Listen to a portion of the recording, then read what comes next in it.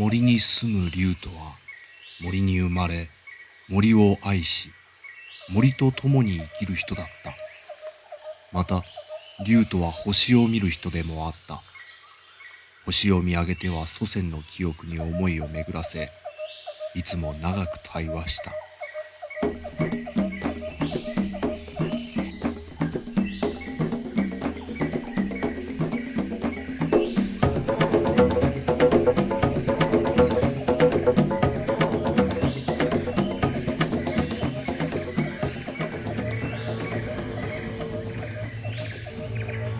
竜だ、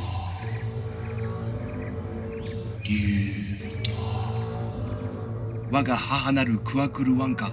竜という大地がその役目を終えようとしている。役目を終えるとは。万物には命がある。それは朝日が昇るように始まり、日没と同じようにやがて終わるのだ。お前の手にした槍も転がる石の一粒も全てに与えられた権利なのだ。私たちはどうなりますか？父は、母は。共に千の年月の休息に入るがよ。別の道もあるのでしょうか？ならば上を見るのではない。大地を踏み、大地に従いながら前だけを見て歩き続けるがよ。どこまで？大地の果てまで。それが最善の道であるならば従いましょう。下を見よ。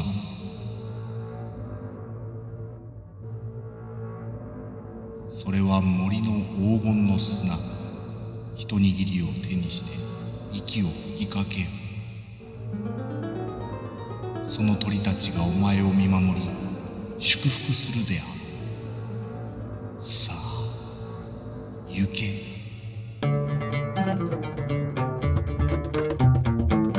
竜とは歩き始めた。月の精の言った通り、振り返ることなく歩いた。雨が降ることもあった。しかしそれでも竜とは歩き続けた。雨は時には竜とに潤いをもたらし、時には消耗させた。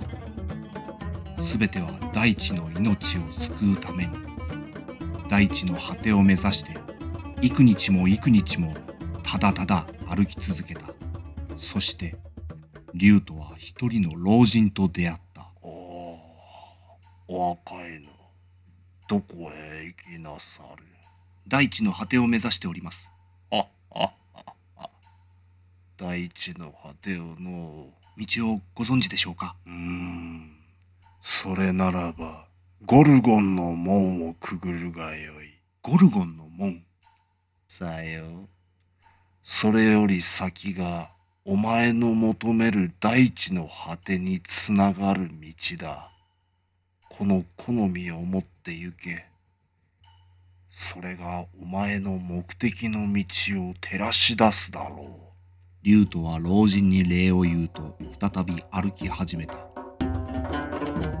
は険しく容赦なく襲いかかった。足の肉は裂け、爪は剥がれ落ちた。しかしただのひとときも歩みを止めることはなかった。すべては大地の命を救うために。そして竜とは一人の騎士と出会った。かような道を一人でどこへ行きなさる？騎士よ、私はゴルゴンの門へ向かっております。ならば行く先は同じだ。それ、目の前に見えるのがその門だ。そこは不気味な場所だった。辺りは青白く、獣の臭気が漂っていた。人の顔をした大きな岩が次々に人を飲み込んでいく。ここがゴルゴンの門だ。皆ここをくぐり、戦に行くのだ。騎士が言った。恐る恐る門をくぐると、そこは世にもおぞましい光景だった。太鼓を一つ鳴らせば火の柱が一つ、太鼓を二つ鳴らせば火の柱が二つ昇った。驚いた竜とはその場から逃げるように立ち去った。お前が見たものは大地の真ん中よ。なぜあのようなことをするのです？それが人というものだ。大地の果てを目指すならば、そこを通過しなくてはならん。さあ、時間がない。行くのだ。その昔、大地に一本の線を刻んだ者がいた。それは信じる者の違いを区別する線だった。やがて線のこちら側にいる者は線の向こう側を、向こう側にいる者はこちら側を欲しがるようになった。こうして戦が始まった。空は痛みの色で染まっていた。大地は裂け、怒りとともに轟音がうなった。歩みを始めて数日、竜とは幼い少女に出会った。竜とは少女に歩み寄り、なぜ泣いているのかと尋ねた。少女は、父や母と共に列車に乗るはずだったが、自分だけは乗り遅れてしまったのだと答えた。ならばこの先の道は共に歩こう。お前が示す道は我が運命。我が指し示すはお前の益となろう。少女は静かにうなずくと涙を拭い、竜との後に続いて歩き始めた。人はなぜつがいなのか。不完全だからだ。不完全であるがゆえに、自分以外の誰かに寄り添い生きてゆかねばならない。それは愛というものに違いない。人であるがゆえに人を愛し、人であるがゆえに人を恐れ、恐れはやがて自分以外の誰かにその矛先を向けることになる。彼らの築き上げた文明は、彼ら自らの手で完膚なきまで叩きのめされ、崩壊したのだった。竜とは老人にもらった好みを手に取ると半分に割り、その片方を少女に分け与えた。少女は再び歩く活力を得た。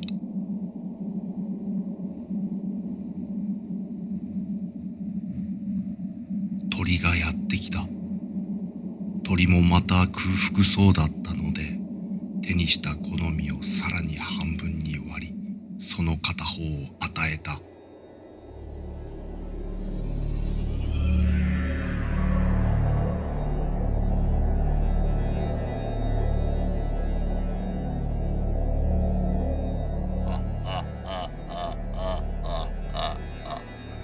わしはこの時を1000年もの間待ち続けたのだ。これよりはわしがこの大地の支配者となる。お前は何者だ。わしはお前たち人間の作り出した憎しみだ。竜とよ、我々はあなたに食べ物を与えてもらった者たちです。大地の砂を使いなさい。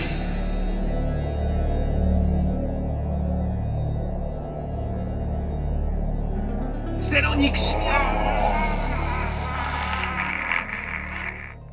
憎しみは去った。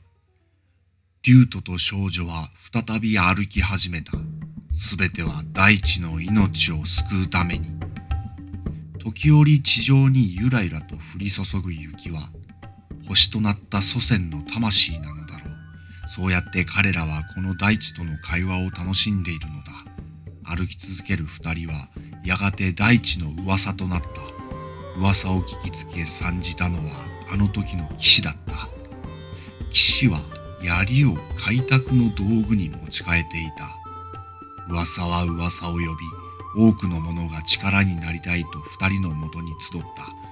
種族の壁はもうそこにはなかった。皆同じ目的のために歩いた。すべては大地の命を救うために。そして丘にたどり着く頃、彼らはとても美しい都市にたどり着いた。これは夢か幻か。都市に住む人々は快く彼ら旅人を受け入れた。竜とと少女は彼らに礼を言い、別れを告げると、大地の果てを目指してなお歩き続けた。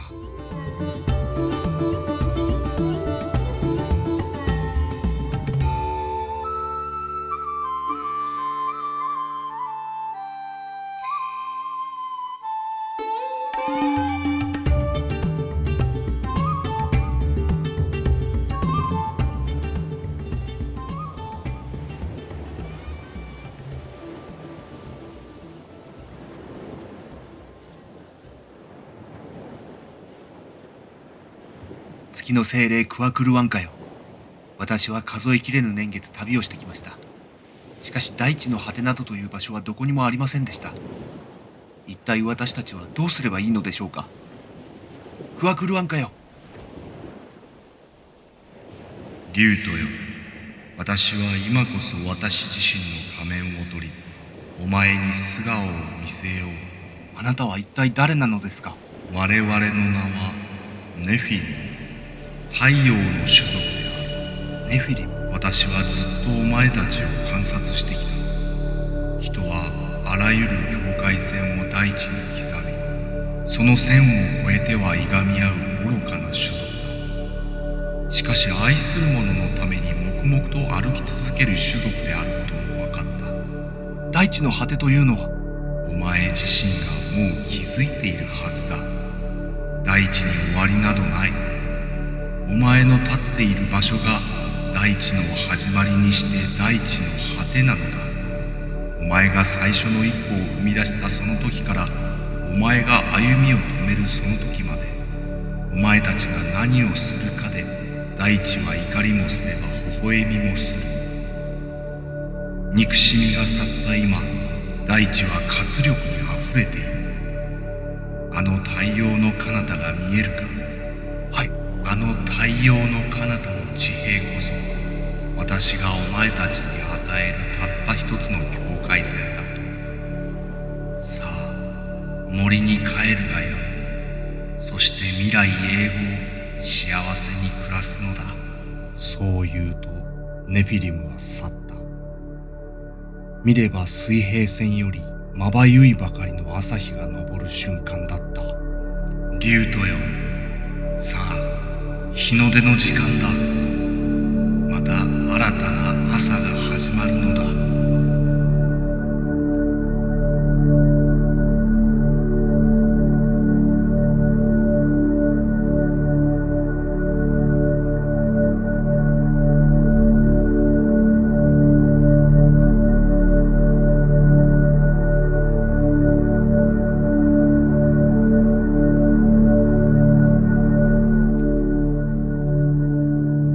森へ帰ろう。そこは素晴らしいところだ。父や母にお前を会わせたい。